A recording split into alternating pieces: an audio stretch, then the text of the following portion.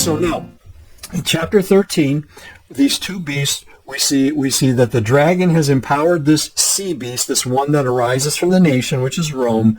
He's given the support of the land beast, which arises out of Israel, out of the land itself, not out of the earth. Again, we're not talking about the planet. We're talking about the land itself. 7 heads, 10 crowns, could be the 10 crowns, could be the client kingdoms or the kingdoms that supported Rome, whether the exact number or whether that's just symbolic.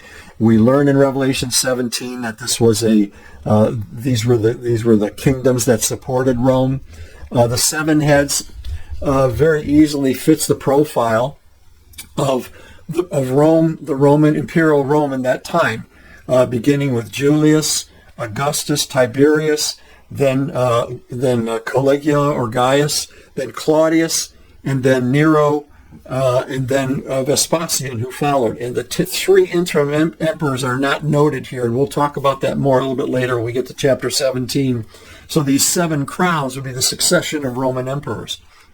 Now, in 13:3, we learn that there's a mortal head wound suffered by the beast. But I'm kind of leaning toward this idea that the mortal head wound of the beast, the sea beast, would have been the suicide or death of Nero in 68 AD.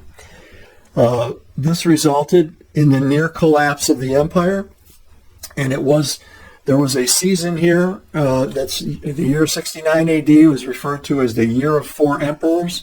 Nero committed suicide after his accusation of burning Rome. Rome was in absolute political turmoil, near collapse.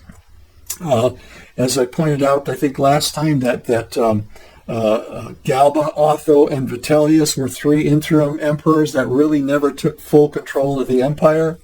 And then in 69 AD, the Roman general Vespasian was elected to be the emperor by his troops, and that was agreed upon and acknowledged by the Senate. And Vespasian began to bring stability back to the empire. So we had this empire that went into near collapsed after Nero's death, and then now, almost unbelievably, it becomes back to stability. And of course, chapter 13, he talks about that these emperors were deified and worshipped. Well, of course, they worship the dragon. Well, to worship an emperor was to worship the dragon.